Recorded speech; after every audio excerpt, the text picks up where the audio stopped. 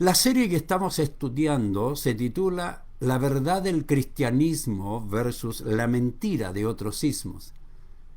Orientación ética bíblica para los cristianos que desean vivir la verdad.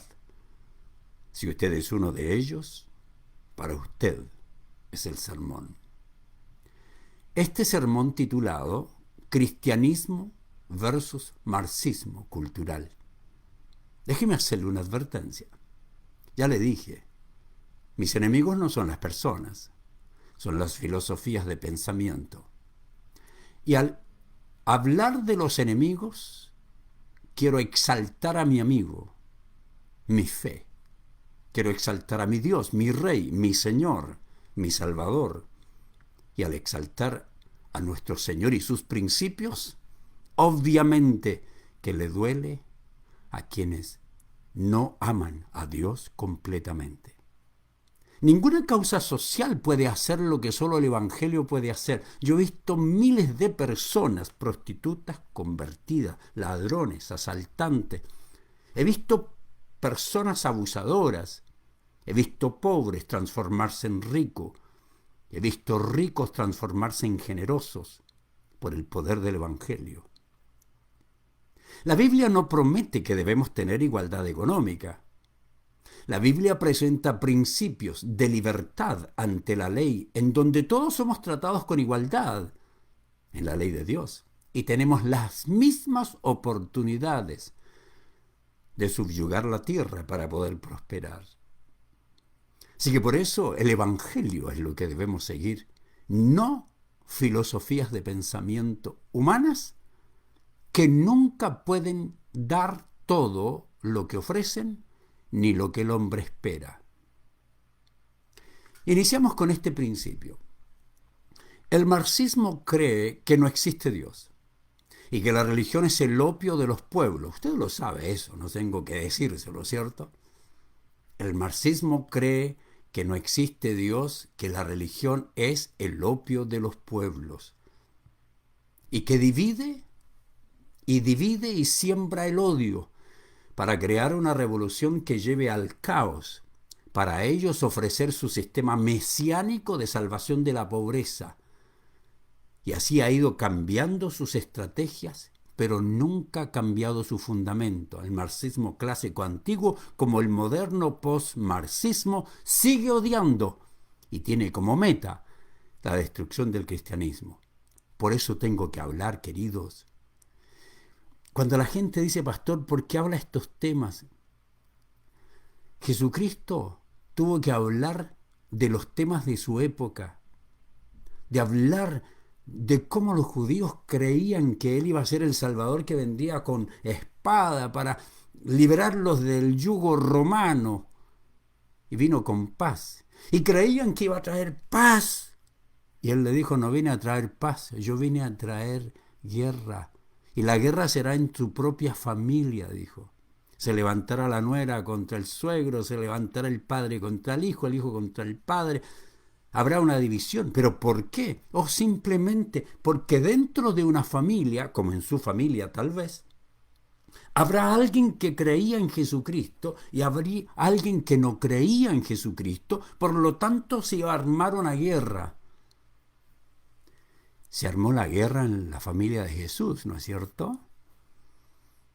Creían que estaba loco. En su propia familia creían que estaba loco. Sus hermanos no creyeron por mucho tiempo. Pero luego Judas, cuando escribe, y quienes están estudiando Judas, cuando dice, inicia su carta, no dice yo soy el medio hermano de Cristo, hermano de padre, pero no hermano de madre, pero no hermano de padre. No dice eso. Él dice, Judas, un siervo, un esclavo de Cristo. Eso es lo que debemos ser, no esclavo de otras políticas. Todos los hijos de Dios que han decidido participar sabiamente en la política de sus países para unirse en la defensa bíblica y profesional de la familia y los valores que son parte de nuestra moralidad, si lo hacen bíblicamente están haciendo bien. Ahora, mi plática tiene que ver con conocer al enemigo. Por ejemplo, mi comentario sobre el libro de Esther. Escribí mi libro sobre Esther. Me encantó. Pero ¿sabe qué pasaba en el libro de Esther? Así como en los días de Esther, habían malvados. ¿Sabe qué querían? Destruir al pueblo de Dios. Igual que ahora. Querían destruir, hacer desaparecer al pueblo de Dios, solo que allí la lucha era más fácil, porque lo único que hacían es matarlo a uno y mandarlo a la presencia de Dios. Hoy no quieren matarnos. Tal vez les agradaría hacerlo, pero no pueden hacerlo. Pero son tan sutiles y es tan grande la amenaza que están cambiando la mentalidad de los hijos de los cristianos para que no sean cristianos. Y se han metido tanto en las iglesias que algunos que están dentro de las iglesias le abren las puertas de sus hogares, de sus familias, sus vidas, se unen a ellos, los eligen como políticos. Mire lo que hizo Dios en el libro de Esther. Los enemigos determinaron matar al pueblo de Dios. Note lo que dice. Me encanta porque describe la gran realidad. Note, Amán, este enemigo acérrimo del pueblo de Dios, se presentó ante el rey para hablarle de un asunto. ¿Cuál era? Le dicen, hay un pueblo, le dice esto al rey, hay un pueblo esparcido por todas las provincias de tu reino. Como decir, hay un pueblo por todo Chile, por todo Perú, por todo Bolivia, por todo Estados Unidos. Hay un pueblo esparcido por todas las provincias de tu reino, cuyas leyes, escuche esto, querido, usted no puede probarme bíblicamente que estoy equivocado. Tal vez le duela. Lo siento. Pero a muchos que querían ser discípulos de Cristo, le dolió lo que Cristo le dijo. Y algunos se fueron. Pero escuche. Le dice, hay un pueblo esparcido por todas las provincias de tu reino, cuyas leyes son diferentes a las de todas las naciones. ¿No es cierto? Ya, igual que nosotros. Y se niegan a obedecer las leyes del rey. No debe el rey permitir que sigan viviendo. Si te agrada, dicta un decreto para que sean destruidos y yo pagaré 360.000 kilos de plata para que sean incorporados a la tesorería real a fin de sufragar los gastos de tal purga. Usted sabe que los humanistas, los comunistas, los ateos, son expertos para invertir su dinero en su causa. Algunos están dispuestos a vivir sin mayores riquezas, pero invertir en su causa. No todos los cristianos hacen eso. Pero este tipo decidió invertir tremenda cantidad de dinero para hacer desaparecer al pueblo de Dios. Así que Amán convenció al rey Jerjes para que decrete el holocausto de los judíos que vivían en los territorios. Y los secularistas de hoy han decidido que lucharán para desterrar de la sociedad los valores bíblicos. Pero todavía existimos hombres y mujeres de Dios que estamos dispuestos a prepararnos para defender a nuestro pueblo y nuestra teología, nuestra ética, a pesar de toda la oposición. Usted no sabe cuántas horas he demorado en preparar esta conferencia. Muchas horas. Usted no sabe lo que uno vive en medio de la ansiedad, la dependencia del Señor, el pedir al Señor que le ilumine, el pasar tiempo solo, el investigar. Hay momentos que cuando inicio la preparación de mis pláticas tengo una tremenda confusión en mi mente. He escuchado que ha pasado a otros hombres de Dios en el pasado también. Una gran confusión en mi mente, porque hay tanto recurso que no sé cómo ordenarlo, y entonces estoy allí batallando. Hasta entra un poquito de angustia. Y allí va todo el proceso. Y luego cuando empieza a ordenar todo uno, no quiere terminar, y luego no hay cómo reducirlo. Es una tremenda lucha de muchas horas de estudio, porque estamos preparados para la defensa de la fe. Amán era un antidios de la Biblia, era un antipueblo de Dios, quería su destrucción e invirtió dinero, tiempo, creó una estrategia uniéndose a los gobernantes para destruir a los hijos de Dios porque odiaba su ética. Él describe al pueblo de Dios tal como nos describen ahora los marxistas, los izquierdistas, los humanistas. Nos tildan de xenofóbicos, racistas, homofóbicos, sexistas, transfóbicos, intolerantes, anticuados, que creen en un cuento de hadas, en un Dios creado por los hombres y en una Biblia que dicen ser la revelación divina, a pesar de que es una anticuada, intolerante forma de pensar. Y Amán convenció al rey para que decrete el ataque mortal a las creencias y vivencias del pueblo de Dios, diciendo eso: hay cierta raza dispersada en todo el imperio que no le interesa lo que tú dices, que quieren hacer lo que ellos quieren porque tienen un sistema de pensamiento distinto, y eso somos nosotros. Con sus recursos, por favor aprendan, querido, con sus recursos, aprendan de este malvado que invirtió dinero para destruir al pueblo de Dios. Nosotros tenemos que hacerlo para construir nuestro pueblo, no para destruir a nadie. Se necesita ese tipo de personas, le dije ayer. En el pueblo de Dios hay 3 tipos de personas: los que conocemos, interpretamos, vivimos, enseñamos y defendemos la fe, aquellos como ustedes que nos apoyan con sus oraciones, con seguir influenciando, con aprender para luego enseñar, con sus ofrendas. Y hay quienes no hacen nada. Terrible, ¿no? Pero ¿sabe qué me interesa? Déjeme terminar esta parte con lo que dice al final del libro. Porque Asuero, que era el primo de Esther, ambos se unieron para defender a su pueblo. Note cómo quedó en la historia. Dice: el rey Asuero, sus grandes hechos y también un relato completo de la grandeza de Mardoqueo y de los honores que le dio el rey están escritos en el libro de las crónicas de los reyes de Media y de Persia. Quedó en la historia. Yo también quiero quedar en la historia del pueblo de Dios por defenderlos a ustedes, por defender a sus hijos, por defender la verdad. No me importa lo que ocurra. Pero note lo que agrega.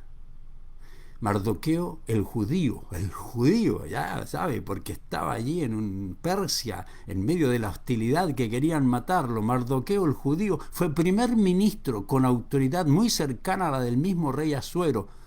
Por supuesto. Ahora, ¿por qué? Fue muy grande entre los judíos. Los judíos le amaban porque los defendía. Espero que usted me ame también, porque estoy defendiendo su fe. No le estoy atacando, ¿ah? Estoy defendiendo su fe. Que usted no la entienda es otra historia. ¿No le parece duro que cuando usted está exhortando a un niño y le está diciendo lo mal que está haciendo y le está exaltando lo bueno que debe hacer, y usted con toda su sabiduría está tratando de comunicarle, ¿cierto? Y cuando le intenta comunicar, el niño está enojado, molesto, creyendo que usted no le ama? No es así. Note lo que ocurrió con... Por supuesto, dice, él fue muy grande entre los judíos, lo respetaban todos sus compatriotas, porque hacía todo cuanto podía por su pueblo y se preocupaba por el bienestar de todos ellos y las siguientes generaciones. Ese es nuestro compromiso. Ahora,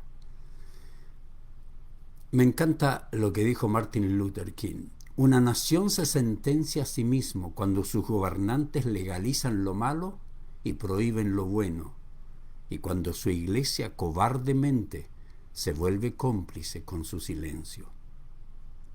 Déjeme hablarle y darle una mirada bíblica a una doctrina antibíblica. Aunque el muro de Berlín ya cayó, ¿cierto? Ya no existe la Unión de Repúblicas Socialistas Soviéticas y se ha probado en todo el mundo que el marxismo es un fracaso, así lo demuestra Cuba, Venezuela, China, Corea del Norte. Es un error pensar que el pensamiento marxista ha sido eliminado. Las ideas que ha tenido el marxismo clásico siguen siendo utilizadas en nuestro día, pero obviamente con enfoques diferentes. Y hoy lo pueden llamar marxismo cultural, aunque se identifica mejor si lo describimos como lo hacen muchos expertos ahora, que lo llaman post-marxismo. Ellos siguen fundamentados en su ateísmo, su odio por la religión, y negarán con todas sus fuerzas la realidad. Por eso esto de marxismo cultural es como un oxímoron para ellos, es decir, que no tiene sentido. ¿Cómo están diciendo eso? Nosotros no somos eso, lo que ustedes dicen. Así que mejor post-marxismo. Pero ¿por qué ellos se enojarán? Porque le estamos diciendo la verdad, porque lo que más importa en su ideología no es la realidad. Desde sus inicios le importó más la ideología que sus compatriotas, que no creían en ella al punto que mataron a millones de sus compatriotas en distintos países por no aceptar su ideología. Por supuesto que ahora también negarán todo lo que como nosotros cristianos decimos de ellos, pues creen que estamos locos, que creemos una farsa, que estamos enceguecidos por la religión, aunque para ser honestos, nosotros también pensamos que ellos están locos. Ellos no aceptarán las verdades que decimos porque su historia y su presente demuestran que le importa más la ideología que la verdad.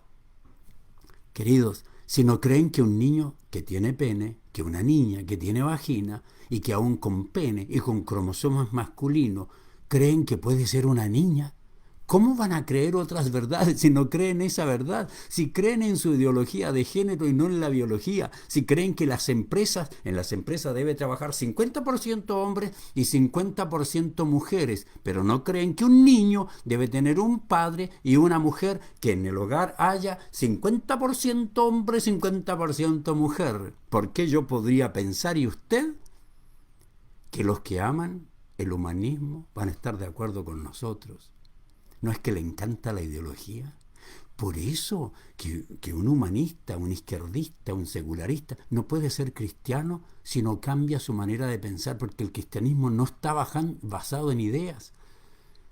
Ahora, le hablé de este pasaje, porque este pasaje me manda a defender la fe, a defender al pueblo cristiano. Entonces yo tengo que conocer a mi enemigo. Amán era un enemigo. Y Asuero y Esther lo estudiaron, lo conocieron, se dieron cuenta quién era, lo investigaron, se dieron cuenta que quería destruir a su pueblo. Porque usted no puede vencer una filosofía de pensamiento enemiga si no la estudia. Su más grande problema, querido, será este, que si usted no conoce la filosofía, las herramientas, las estrategias de un enemigo, y no conoce la filosofía, las estrategias y las herramientas suyas para defender y atacar, está perdido. Demos una mirada a la historia sobre verdades innegables que han producido esta idea del postmarxismo. Escuche este principio. La historia nos muestra que los marxistas vieron que morían sus ideas y evolucionaron al nuevo marxismo. La historia no es teoría, la historia no es una idea, la historia es verdad. Pero como a los postmarxistas no les importa la verdad, tampoco le importa la historia. En los países quieren destruirla, aquí en Estados Unidos quieren destruir la historia, están destruyendo los monumentos. Eso lo mismo llega a Chile. Ya lo hicieron en Chile, destruyendo monumentos, destruyendo iglesias para destruir la religión. Ellos quieren destruir junto con los padres de la patria el patriotismo y con ello el cristianismo. Ahora, si usted dice, yo tengo amigos que son izquierdistas, no quieren destruir el cristianismo, yo tampoco. No, yo no le dije que usted, yo no le dije que sus amigos. Le digo el sistema, lea su sistema, lea sus declaraciones, lea sus metas.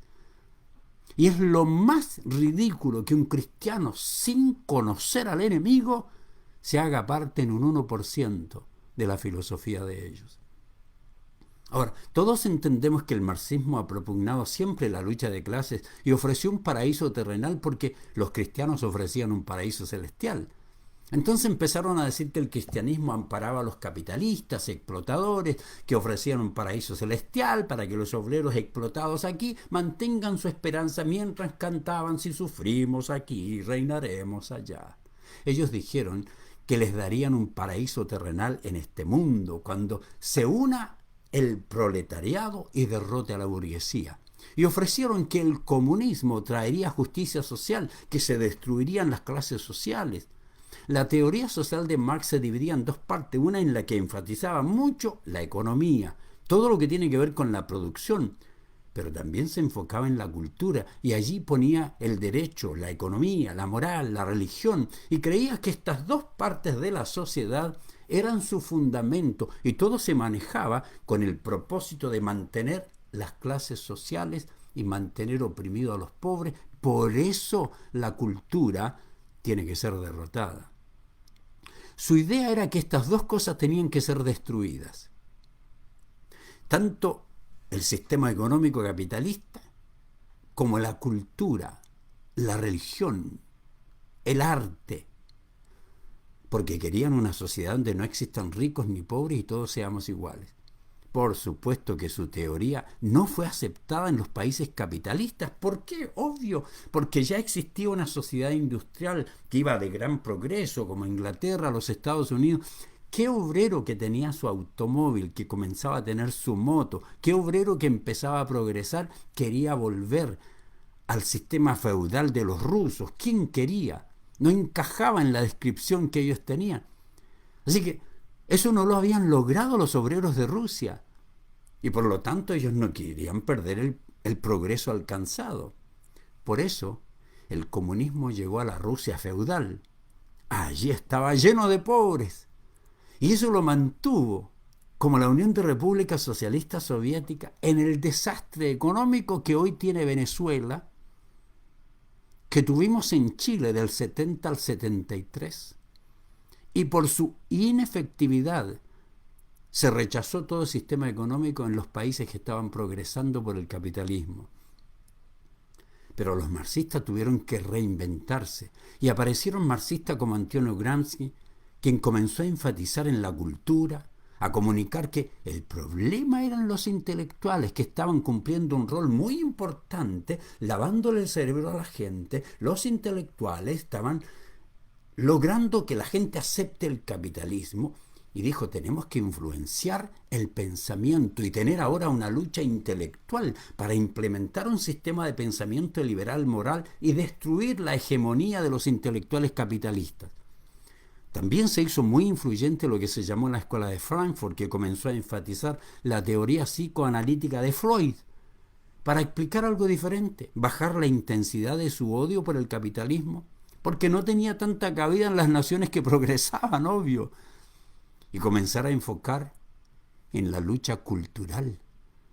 Pues cambiando la mente, y en vez de luchar la lucha obrera, se podía conseguir la lucha cultural para cambiar la forma de pensar e implantar el nuevo marxismo. Por ello, astutamente dejaron de enfatizar tanto en la economía y el capital para dedicarse a la lucha contra los elementos culturales. Ya no querían enfocar en la explotación del capital, sino de la cultura. Pero ellos habían sembrado la mentirosa idea de que eran los salvadores, los mesías de los obreros, y ahora nos debían dar la imagen que los había abandonado, porque ¿qué país progresó bajo el comunismo? Entonces era lógico que apareciera un reenfoque del pensamiento y lo comunicaran a los demás. También apareció allí Ernesto Laclau, quien, sin despreciar, dejó de lado a la clase obrera como sujeto revolucionario esencial del marxismo clásico, y entonces empezó a motivar a levantar nuevos sujetos revolucionarios. No podían seguir usando la vieja estrategia de solo los obreros en una lucha. ¿Por qué? Porque los intelectuales le estaban ganando. Por lo tanto, había que crear una fuerza revolucionaria nueva, nuevos sujetos, formar un ejército revolucionario multicultural, femenino, ecológico, sexualista, entonces el resultado es la nueva izquierda. La izquierda que no habla de revolución armada para derrocar a los capitalistas, sino la revolución intelectual que cuando necesita de piedras, escuche esto, cuando necesita de piedras, de incendio, de saqueo, lo hace para crear el caos, porque el caos lleva a la exaltación popular y obliga a buscar soluciones rápidas, como lo están haciendo en Chile y como lo quieren hacer aquí. Buscar soluciones rápidas, y cuando tiene un presidente sin agallas, casi digo otra cosa, cuando tiene un presidente sin agallas y se ve rodeado de piedras y que están incendiando acá, allá, entonces agarro lo que puedo. A ver, ¿a quién me uno? Le ofrezco lo que quieran. A ver, le ofrezco una nueva constitución, le ofrezco aquí, le ofrezco allá. Queridos, son pequeñas aspirinas para un cáncer, pero a la gente le encanta. Que le manden una canasta de alimento de $10, le encanta, aunque los mantengan luego oprimidos. Así que empezaron a buscar soluciones y estuvieron dispuestos con las mismas ofertas de paraíso terrenal que nunca han conseguido en la historia mundial. Y es así como se da la vida de la nueva izquierda, la nueva revolución de lo que algunos llamaron marxismo cultural, o que podemos llamar con mejor nombre, como lo sugieren los expertos, post-marxismo. Dejaron de enfatizar en la lucha de clases fuerte, ahora hablan de las luchas culturales. Dejaron de intentar de expropiar los bienes de los ricos, las fábricas, como lo hicieron en Cuba, como lo hicieron en Chile, que expropiaron las fábricas, se hicieron a cargo de todas las empresas, pasaron al dominio del Estado, como lo hicieron en Venezuela, países en que el Estado se hizo cargo de la producción y se convirtió en el más grande empresario corrupto que existe. Los gobiernos con miles de personas que dependen de él son los gobiernos más ladrones, porque los gobiernos autoritarios, los gobiernos comunistas, que se apropian de todo lo que los capitalistas han construido, crean un imperio ahora, donde nadie es dueño de nada. Mire, querido, si a usted lo ponen a trabajar en una empresa donde nadie es dueño, donde todos se creen dueños, y donde lo ponen a trabajar en una empresa que nadie le controla, ¿qué hace? La naturaleza humana roba.